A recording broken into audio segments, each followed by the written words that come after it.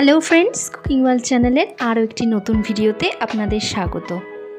আজ নিয়ে এসেছি চিংড়ি মাছ দিয়ে গাটি কচুর একটি দুর্দান্ত রেসিপি।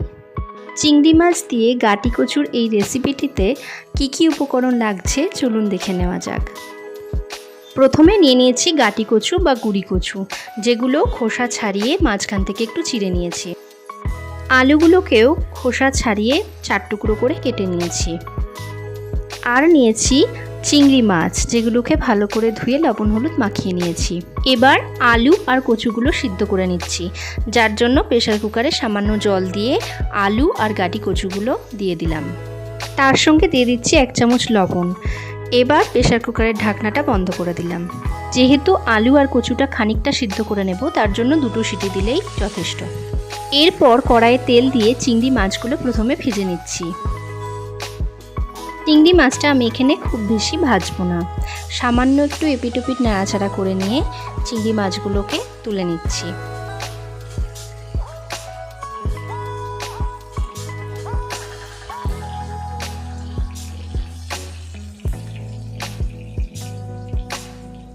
এবার ওই তেলেই 1/2 চামচ গোটা জিরে দিয়ে দিচ্ছি, আর সাথে দিয়ে দিচ্ছি একটা শুকনো লঙ্কা। ফোড়নটা হয়ে গেলে এর মধ্যে দিয়ে দেব কয়েক টুকরো রসুনের কুচি। রসুনটা খানিকটা নাড়াচাড়া করে নিয়ে এবার দিয়ে দিচ্ছি পেঁয়াজ কুচি।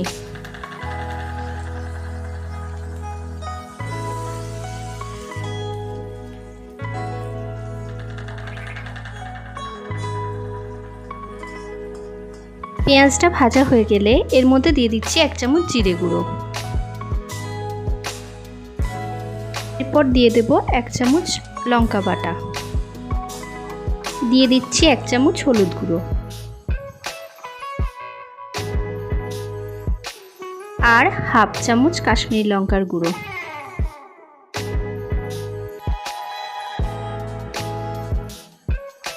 সমস্ত উপকরণ দিয়ে ভালোভাবে নাড়াচাড়া করে নিয়ে এর মধ্যে সামান্য একটু জল দিয়ে দিচ্ছি।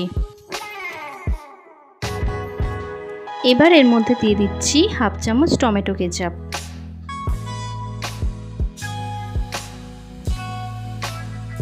এবার মশলাটা ভালোভাবে কষিয়ে নিয়ে দিয়ে দেব 1 চামচ লবণ। লবণটা আপনারা আপনাদের স্বাদ মতো দেবেন। মশলাটা কষানো কমপ্লিট। এবার দিয়ে দিচ্ছি আগে থেকে সিদ্ধ করে রাখা গাটি কচু আর আলুগুলো। এখানে আমি 3-4 মিনিট ধরে ভালোভাবে আলু আর গাটি কচুর সাথে মশলাগুলো মিশিয়ে নিয়েছি।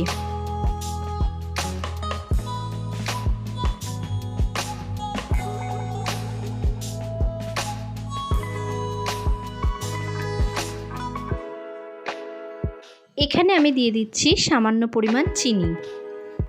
চিনি দেওয়ার পর ভালোভাবে নাড়াচাড়া করে নিয়ে দিয়ে দিলাম জল।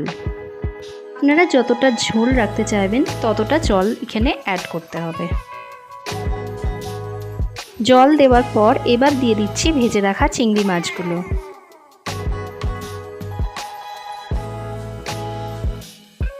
চিংড়ি মাছগুলো দিয়ে ভালোভাবে নাড়াচাড়া করে নিয়ে গ্যাসের ফ্লেমটা সিম করে দিলাম।